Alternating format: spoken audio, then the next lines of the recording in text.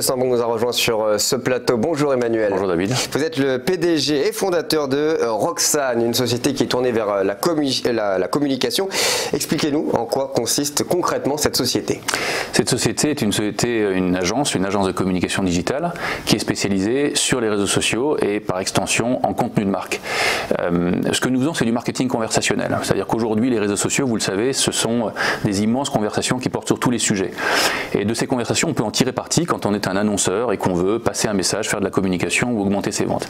Eh bien, nous aidons ces marques, ces grandes marques, à faire un certain nombre de choix stratégiques, organisationnels et surtout éditorial pour prendre position sur ces réseaux sociaux et créer des communautés importantes. Donc vous accompagnez ces grandes marques pour pouvoir se développer sur les réseaux sociaux. Qu'est-ce qui vous distingue par rapport à vos concurrents? Eh bien, trois choses. Nous sommes d'abord historiquement l'un des acteurs les plus anciens spécialisés sur ce secteur et donc on revendique une sensibilité et une pratique quasi quotidienne sur ces réseaux sociaux. Vous savez que c'est un monde qui est très évolutif, pas seulement au niveau de la technique mais également au niveau des formats, et donc nos équipes sont à même de conseiller ces annonceurs pour choisir non seulement les bons formats, les bonnes formes d'expression, les canvas, les stories, les lens sur Snap, mais également les bonnes approches publicitaires. Pourquoi je vous dis ça ?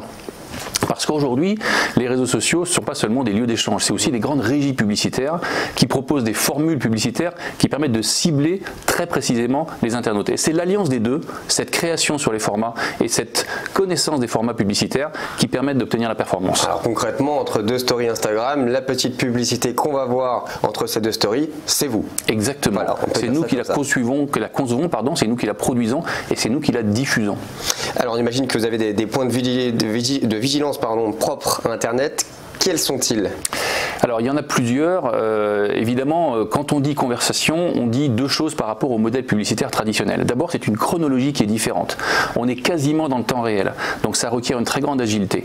Et puis, ça requiert de la part des annonceurs une forme de lâcher prise, en ce sens que vous ne maîtrisez plus totalement votre message publicitaire. Mais c'est aussi de ça qu'on tire la force. Parce qu'en réalité, quand vous orientez les choses favorablement, alors vous avez ce phénomène d'engagement qui se produit en votre faveur, c'est-à-dire que vous faites porter votre message par la communauté. Ça est intéressant.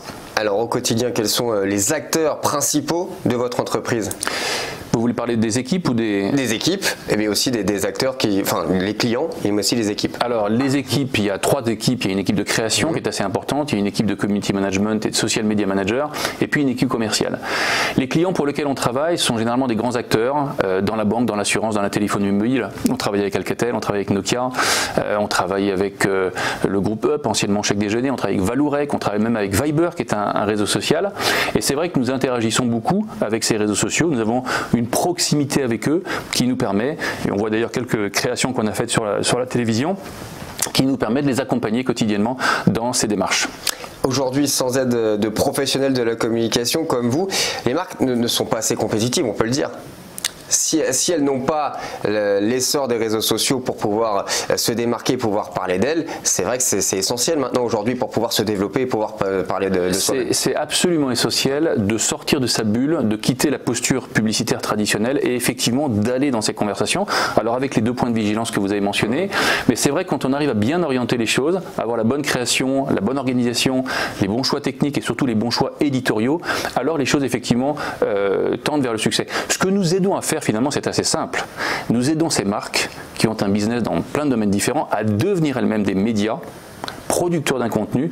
C'est un peu ce que les Anglais appellent faire du storytelling, parce qu'alors, encore une fois, vous forgez une communauté, et cette communauté, c'est une audience. Lorsque vous vous engagez avec une entreprise, je suppose qu'elle vous laisse totalement carte blanche, et est-ce que c'est nécessaire de l'avoir, ou parfois il y a des critères à respecter? J'aimerais que les entreprises nous laissent carte blanche, oui, malheureusement, mais c'est rarement le cas.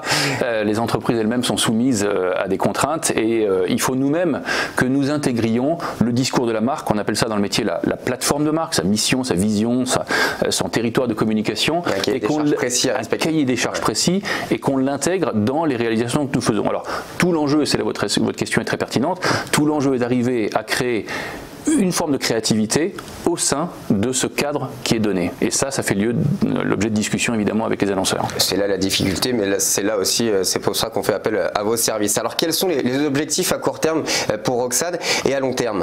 Alors à court terme, il y a un domaine qui se développe très très fortement, c'est le domaine de l'influence. Et dans le domaine de l'influence, il existe une foultitude d'acteurs qui produisent du contenu, qui sont référents. Ça peut être des sportifs, ça peut être des écrivains, ça peut être des musiciens, ça peut être des voyageurs ou encore des experts culinaires.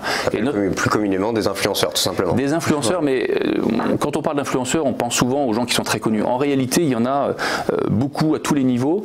Et notre job consiste à connecter ces influenceurs, ces producteurs de contenu qui ont souvent des communautés, qui sont eux-mêmes des médias, à les connecter avec l'univers des marques. Et là encore, ça répond à un certain nombre de codes, un certain nombre de pratiques. Pour vous citer un exemple, on a travaillé il y a 2 ans avec Le Bon Coin et on a proposé une collaboration avec Grégory Guillotin avec un angle créatif particulier qui a permis au Bon Coin de passer un message très simple qui est de dire quand vous achetez et quand vous vendez un produit sur Le Bon Coin, eh bien vous donnez une deuxième vie à ce produit et finalement vous préservez la planète. Voilà. Avoir une image aussi pour une marque, ça peut être important et comme vous le disiez, aujourd'hui les influenceurs sont devenus primordiaux pour les marques. Vous avez fondé Roxane Company en 2008. Si vous deviez déjà tirer un premier bilan, quel serait-il ?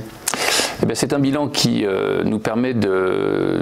En fait, on a contribué à dresser les standards de cette discipline, qui est devenue une discipline publicitaire. Aujourd'hui, l'enjeu pour nous, c'est de continuer à se développer. Et donc, les questions que nous avons, c'est de savoir s'il faut s'allier à un acteur, s'allier à un média, ou s'il faut continuer notre propre chemin par nous-mêmes.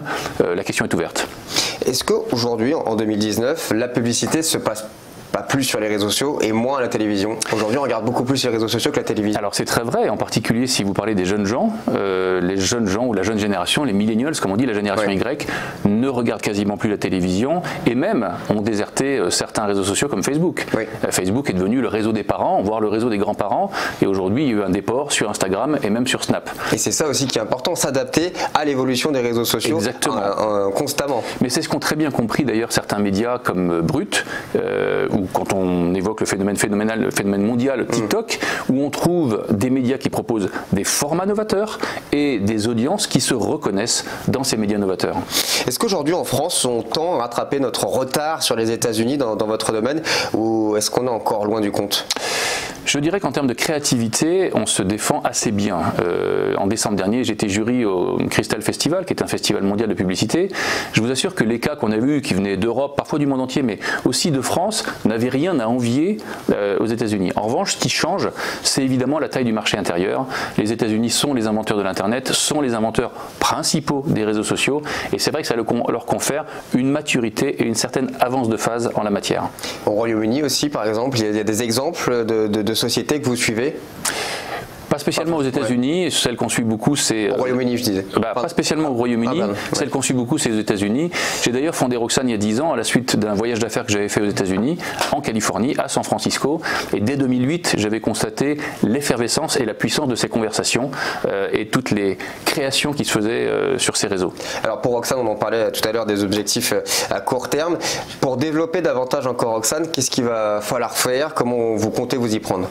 Alors ça c'est un enjeu majeur, c'est l'enjeu du financement de la croissance.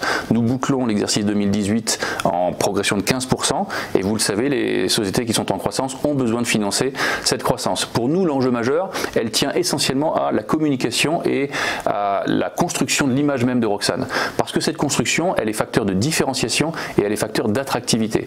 La question que vous posez, c'est celle du financement des startups et c'est une vaste question. Alors ça, on ne peut pas y répondre malheureusement. On peut l'évoquer. On peut l'évoquer pour le développement de Roxane Company. Merci beaucoup Emmanuel Lebon d'avoir été avec nous sur ce plateau. Je rappelle que vous êtes fondateur de Roxane Company, une société vouée à la communication et à la publicité sur les réseaux sociaux. On va marquer une petite pause sur TV Finance et Boursorama.com. On se retrouve dans quelques instants sur ce plateau. Restez bien avec nous.